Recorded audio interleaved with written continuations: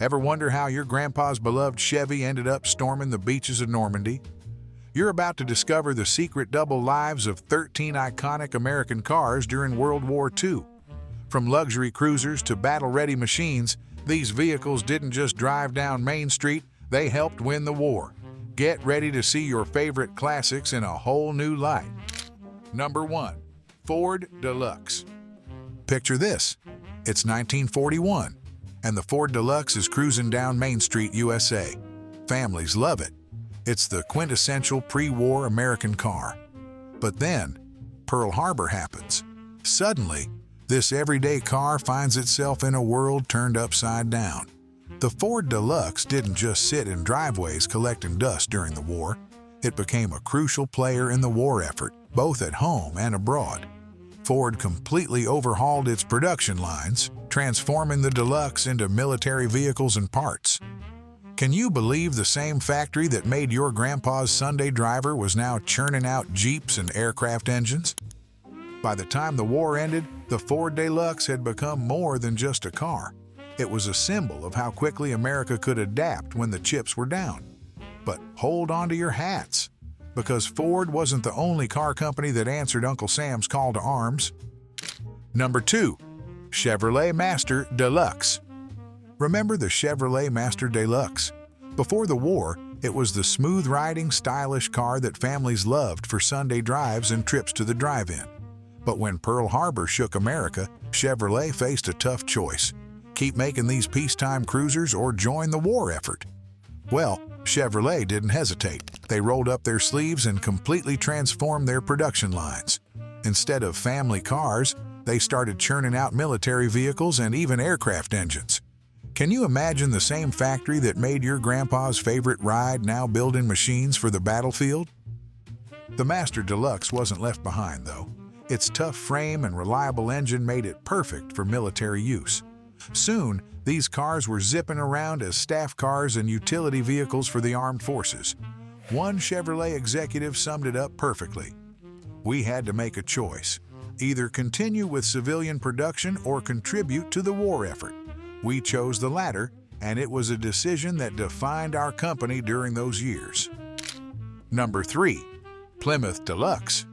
Remember the Plymouth Deluxe? It was the car that every family on the block wanted. Affordable, reliable, and stylish. It had it all. But when war broke out, Plymouth had to completely change its game plan. How could a car built for family road trips help win a global conflict? Well, Plymouth got creative. They took their beloved Deluxe and gave it a military makeover. Suddenly, these cars weren't just cruising to the drive-in. They were racing across battlefields as staff cars and saving lives as ambulances. One soldier recalled, "The Plymouth Deluxe was a godsend, comfortable enough for long trips and tough enough to handle rough terrain." Military mechanics fell in love with the Deluxe too. Its sturdy build and easy maintenance made it a dream to work on, even in the middle of a war zone. By the time the last shot was fired, about 1,000 military versions of the Plymouth Deluxe had served, proving that even everyday cars could become unexpected heroes. Number 4. Buick Special. Before World War II, the Buick Special was the epitome of American luxury. With its plush seats and smooth ride, it was the car you'd take for a leisurely cruise down the boulevard. But when war broke out, Buick faced a challenge. How could they turn this symbol of comfort into a war machine? Turns out, the Buick Special had some hidden talents. Its powerful engine and roomy interior made it perfect for military use. Soon, these cars were zipping around as command vehicles and mobile communication centers. Imagine generals planning strategies in the same back seat where families once enjoyed Sunday drives. But Buick didn't stop there. They went all out and created the M18 Hellcat tank destroyer. This speedy tank became one of the most effective in the war, with over 2,500 units produced. Talk about a career change. Number 5. Oldsmobile Series 60. Remember the Oldsmobile Series 60? Before the war, it was the car you'd take for a smooth cruise down Main Street, turning heads with its stylish design. But when Pearl Harbor was attacked, Oldsmobile had to ask themselves a tough question. How could they turn these sleek rides into weapons of war? Well, Oldsmobile didn't waste any time. They completely transformed their factories, and soon these assembly lines were churning out more than just cars. They started producing military vehicles, aircraft parts, and even ammunition. The Series 60's production line became a model of efficiency, pumping out crucial supplies for our boys overseas. Oldsmobile's ability to switch gears so quickly impressed everyone. One government official even said their quick change from making civilian cars to military equipment showed the true spirit of American industry during the war. By the time the last shot was fired, Oldsmobile had proven they were more than just a car company. They were a vital part of the arsenal of democracy. Number 6. Ford GPW. Ever heard of the Ford GPW? Before World War II, Ford wasn't exactly known for rugged off-road vehicles. But when Uncle Sam came knocking, boy did they step up to the plate.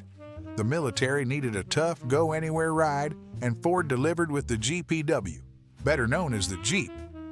This little powerhouse quickly became a legend on the battlefield. Can you believe Ford churned out over 277,000 of these bad boys during the war? The Jeep could do it all, from scouting missions to hauling troops and supplies. It was like the Swiss Army knife of vehicles. One soldier summed it up perfectly. The Jeep was our lifeline. It could go anywhere and do anything we needed it to do. From the beaches of Normandy to the steamy jungles of the Pacific, this four-wheeled warrior was always ready for action. Number 7. Dodge WC Series.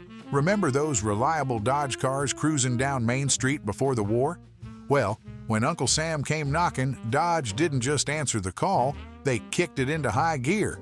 The military needed tough, versatile trucks, and boy, did Dodge deliver with their WC Series. These workhorses became the backbone of the U.S. Army's motor pool, adapting to just about any job you could imagine. Need an ambulance? The WC-54 had you covered, complete with a Red Cross and room for medical staff and patients. How about a command car for the top brass? The WC Series had that too. These trucks were like the Swiss Army knives of the battlefield, ready for anything. Soldiers couldn't stop singing their praises. One GI said, "These Dodges could handle anything we threw at them, mud, sand, you name it." With their four-wheel drive and rugged build, these trucks were conquering the deserts of North Africa one day and slogging through European mud the next. Number 8. GMC CCKW. Ever wonder how the Allies kept their troops fed and supplied during World War II? Enter the GMC CCKW, nicknamed the Deuce and a Half. Before the war, GMC was just another truck maker, but this powerhouse vehicle changed everything. When the Allies needed a way to keep their armies supplied across vast distances, GMC stepped up with the CCKW. This tough-as-nails truck could carry 2.5 tons of cargo over just about any terrain you could throw at it. From the muddy fields of Europe to the scorching deserts of North Africa, the CCKW was there, hauling everything from ammo to rations. What made the CCKW so special? For starters, it had a beefy 270 cubic inch engine that could power through anything. Its high ground clearance and durable chassis meant it could handle rough conditions that would leave other trucks stuck in the mud. And get this, it even had a unique cab-over engine design that made it easier for drivers to see and maneuver in tight spots. General Dwight D. Eisenhower himself praised the CCKW, calling it essential for keeping supply lines running smoothly. By the time the war ended, GMC had built over 560,000 of these trucks, earning it the well-deserved nickname, the truck that won the war. Number 9. Studebaker US6. Remember Studebaker? Before the war, they were the underdog of the auto industry, struggling to keep up with the big three. But when World War II rolled around, Studebaker got their chance to shine in a big way. The Soviet Union was in desperate need of trucks to fight off the Nazis, and Studebaker stepped up to the plate with their US6 truck. This tough-as-nails vehicle became a star of the Lend-Lease program, shipping thousands of trucks to our unlikely allies in the USSR. What made the US6 so special? Well, it was built to handle the brutal Russian winters and muddy spring thaws that would leave other trucks stuck in their tracks. Soviet troops fell in love with these American-made workhorses, praising their reliability and performance in the field. Number 10. Cadillac Series 62. Remember Cadillac before the war? It was all about luxury, the car of choice for the rich and famous. But when World War II hit, even Cadillac had to trade in its fancy suits for combat boots. How could a company known for plush sedans help win a war? Well, Cadillac got creative and showed that luxury and duty could go hand in hand. The Cadillac Series 62 went from cruising boulevards to racing across battlefields. These sleek machines became staff cars for high-ranking officers and even transformed into specialized medical vehicles. Can you imagine a general planning strategy in the back of a Cadillac? It happened. The Series 62's powerful V8 engine and smooth ride made it perfect for long trips and VIP transport. One officer said, "These Cadillacs were reliable and got us where we needed to go in style." Number 11. Packard Super 8. Remember the Packard Super 8? Before the war, it was the ride of choice for Hollywood's elite and Wall Street big shots. But when Pearl Harbor changed everything, Packard had to figure out how to turn its luxury expertise into war-winning machinery. So, how did they do it? Packard shifted gears in a big way, turning their precision manufacturing skills towards something completely different: aircraft engines. They started producing the complex Rolls-Royce Merlin engine under license, and boy, did they knock it out of the park. These Packard-built engines became the heart of some of the war's most crucial aircraft, including the legendary P-51 Mustang.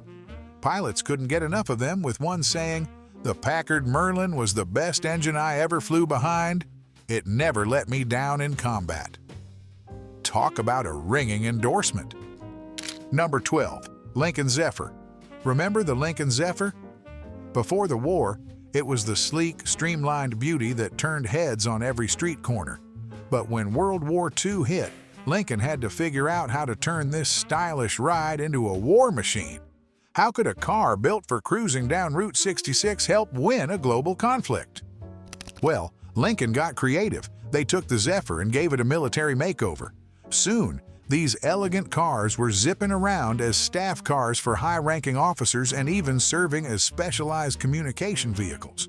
The Zephyr's spacious interior, which used to be perfect for family road trips, now became ideal for hauling military equipment and personnel. But the real star of the show was the Zephyr's reliable V12 engine.